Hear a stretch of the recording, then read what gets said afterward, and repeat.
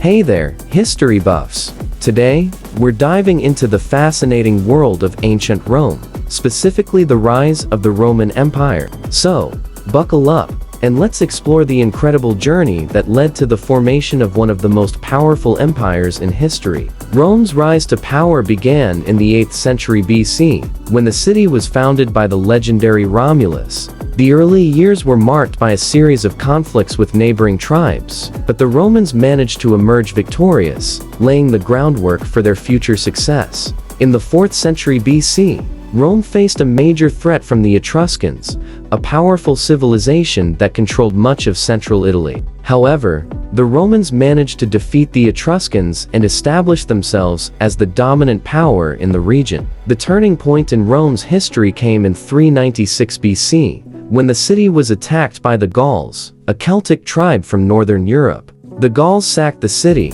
but the Romans, led by the heroic Camillus, managed to drive them out and rebuild the city. This victory marks the beginning of Rome's ascension to greatness. In the 3rd century BC, Rome's military prowess and diplomatic skills allowed it to expand its territory and influence across the Mediterranean.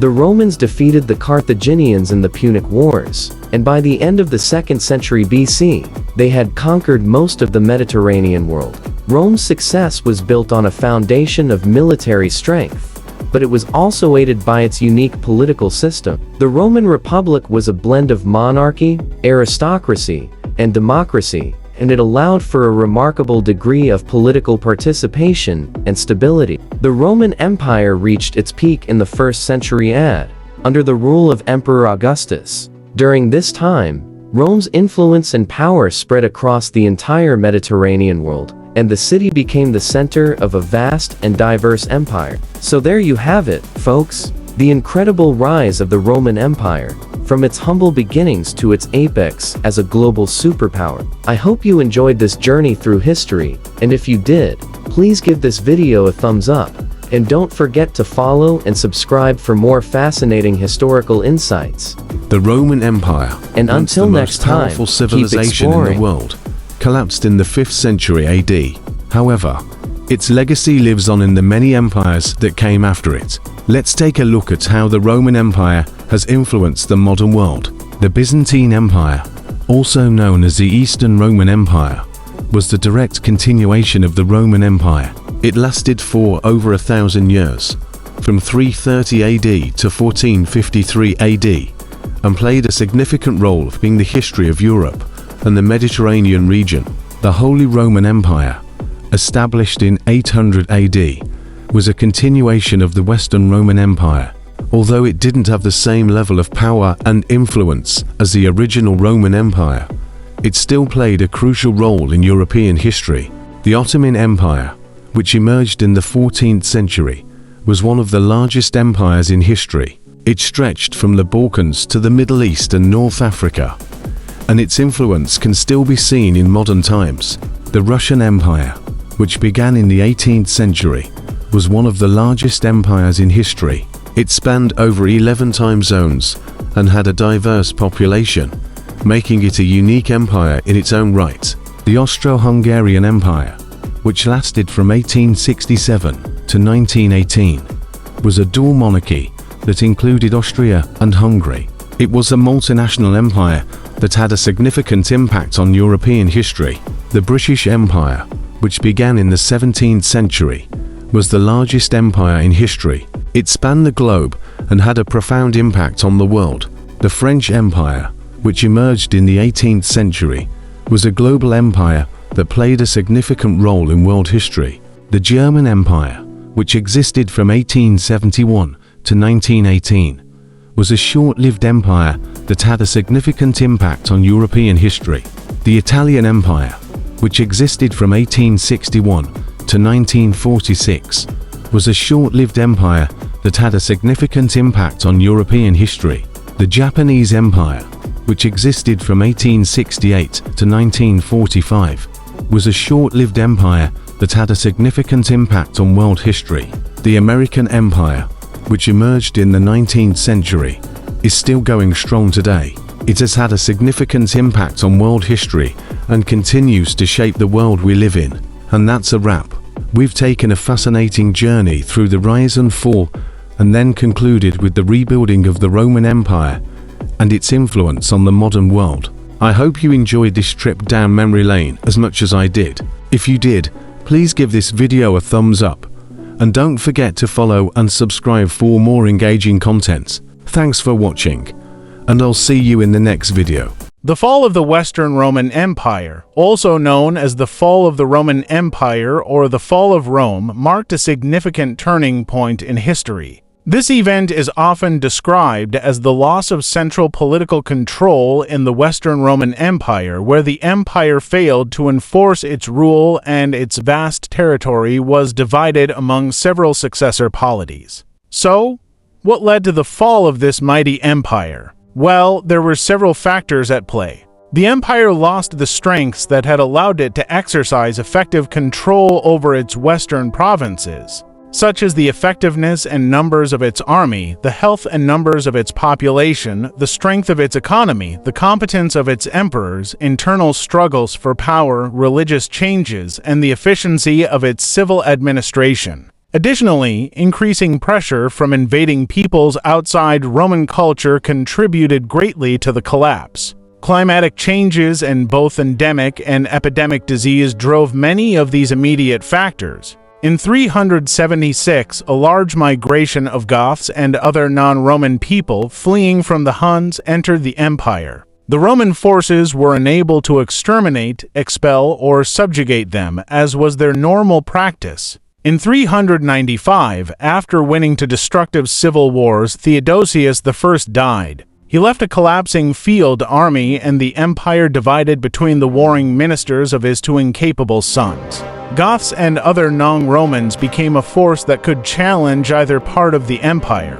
Further barbarian groups crossed the Rhine and other frontiers. The armed forces of the Western Empire became few and ineffective despite brief recoveries under able leaders. Central rule was never again effectively consolidated. By 476, the position of Western Roman Emperor wielded negligible military, political, or financial power and had no effective control over the scattered Western domains that could still be described as Roman.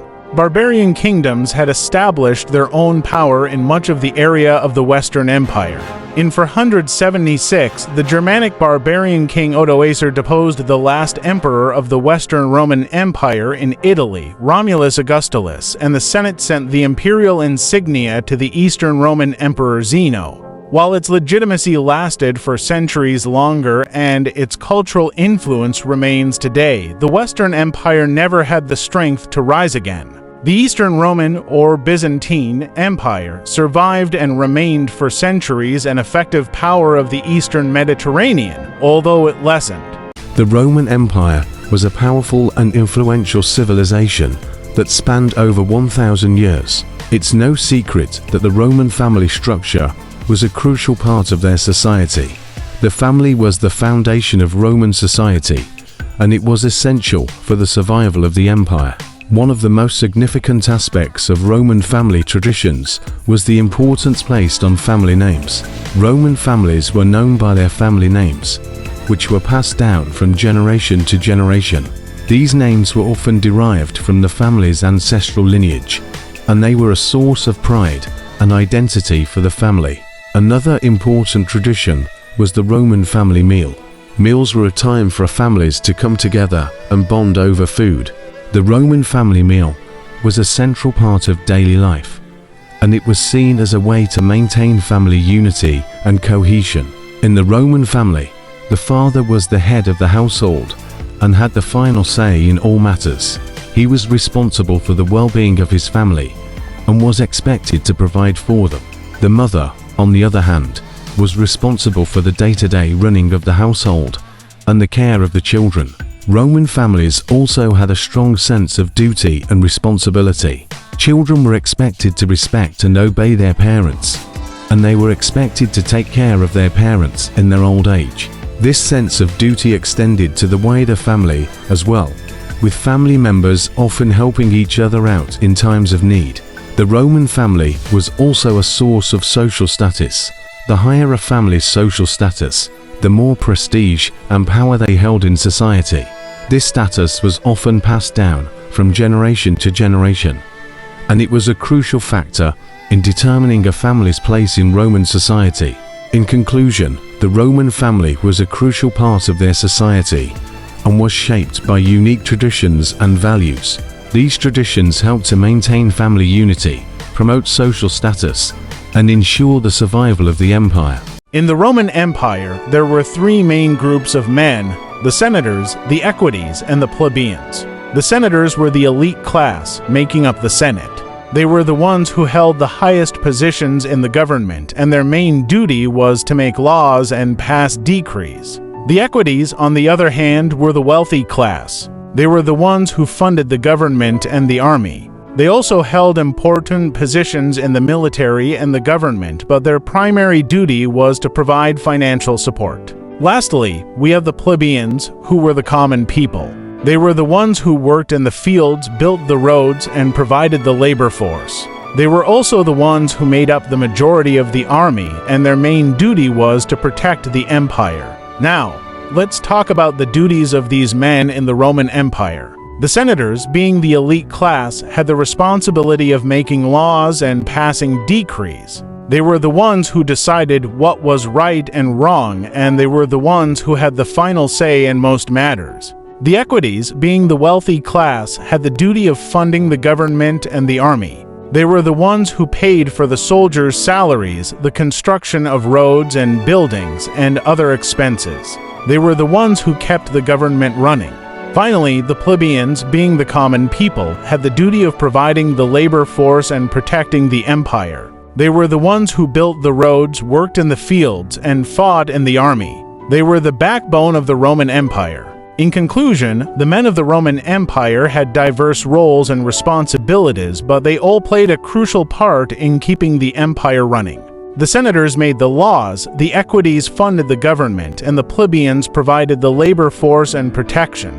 In the Roman Empire, women and children were often treated as second-class citizens. While men held all the power, women and children were expected to stay at home and take care of the household.